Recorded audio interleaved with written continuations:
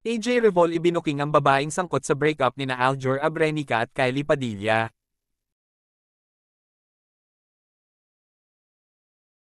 Malaman ng mga binitawang pahayag ni AJ Revol sa ani ay tunay na third party sa hiwalayan ng mag-asawang Aljur Abrenica at Kylie Padilla. Sa kanyang Facebook noong August 15, 2023, casual na nagkwento si AJ habang mag-isang naglalakad-lakad sa Canada. Hindi pa rin daw kasi siya tinatantana ng bashers na binabansagan siyang homewrecker, habang ang babaeng naging mitya umano ng breakup ng mag-asawa ay play safe. Natatawang nakipagkulitan si AJ sa mga sumubaybay ng kanyang livestream na nabitin sa kanyang mala-blind item na paglalarawan sa other woman ni Aljur habang nagsasama pa ito at si Kylie noon. Maya-maya pa ay prank ang ibinahagi ni AJ ang saloobin sa tuwing nadidiin siya na siya ang dahilan ng hiwalayan nina Aljur at Kylie. Sinabi ko yung totoo. Tapos, doon na pumutok yung issue. Pumutok yung issue ng tungkol sa amin dalawa. Kasi, sa akin din nanggaling mismo na nanliligaw. And then, lumipas yung panahon, nanliligaw. Kinilala namin yung isa't isa. Tinanong ko siya, paano yung wife, paano yung family. Sabi niya sa akin, okay lang yan, hiwalay na talaga sila. May partner na rin si Kylie that time. Kaya, nag-go ako. So, sinasabi ko lang dito, I swear to God, ikamatay man ng pamilya ko ngayon, mamatay man buong pamilya ko ngayon. Nag-start yung relationship namin nang wala kaming nasasaktan. Wala kaming nilokong tao. Hindi ko alam yung mga bashers na to, paulit-ulit, homewrecker and all. Ayoko mag-name drop, pero kilala ko kung sino yung totoong babaeng involved talaga sa panloloko nilang dalawa sa relationship nila. Naiintindihan niyo ba ako? Hindi ako yung involved na babae doon. Pero ako kilala ko kung sino siya. Sabihin ko na ba kung sino? Pwede ko naman sabihin. Huwag na.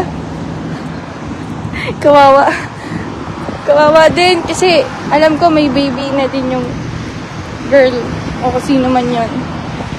Ayokong sabihin kung sino, kawawa naman siya, lumipas na. May family.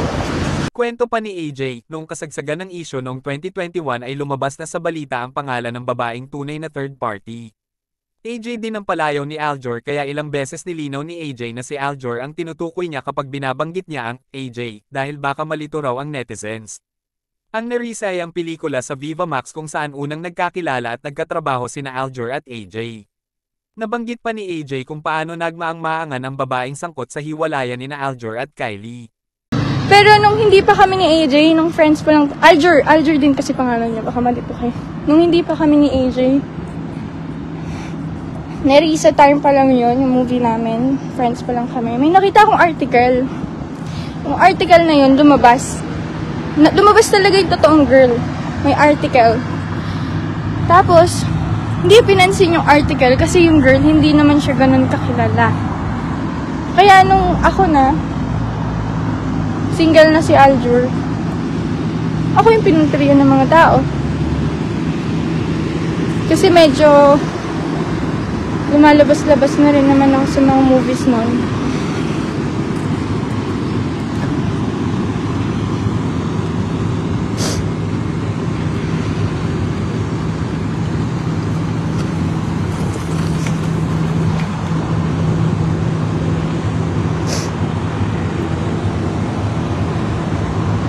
Ano daw?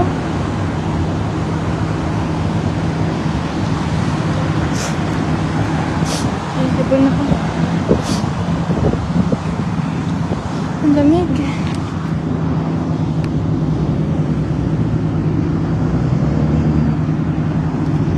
Tama na po.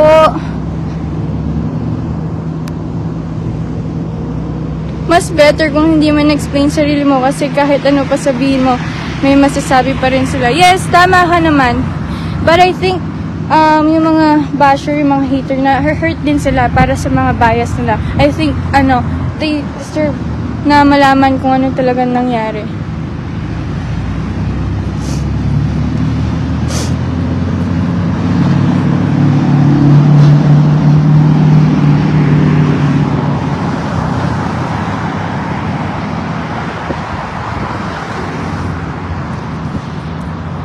Oh, wag niyo ako ganyanin. Natitempa ako masipin kung sasabihin ko o hindi.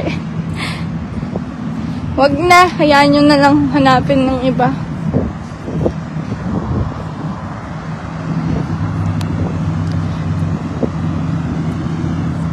Pero, sa ngayon, sa sitwasyon ko ngayon, medyo malapit-lapit na nga ako mag-name drop eh. Kasi, too much na yung mga tao. Ako talaga yung iniisip nilang reason bakit naghiwalay yung dalawa.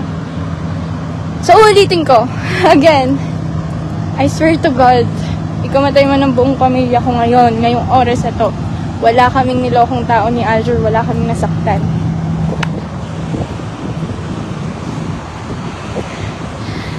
Whew, lamig.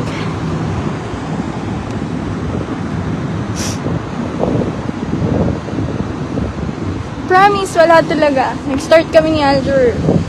Hiwalay na sila.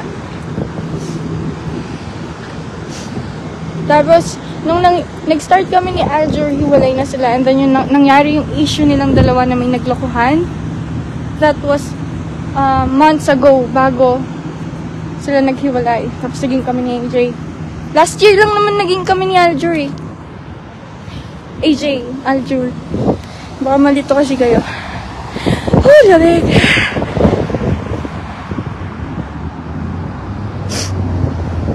Linaban niya pa mismo.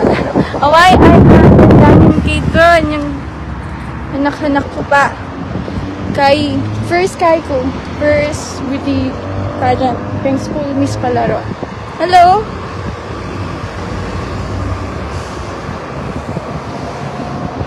Lamig.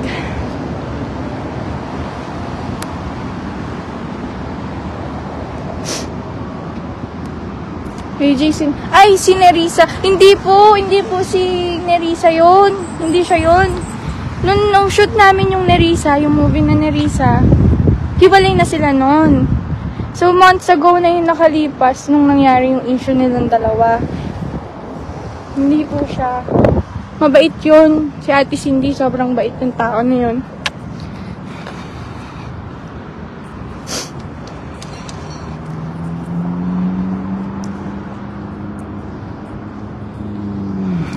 Lamig, man.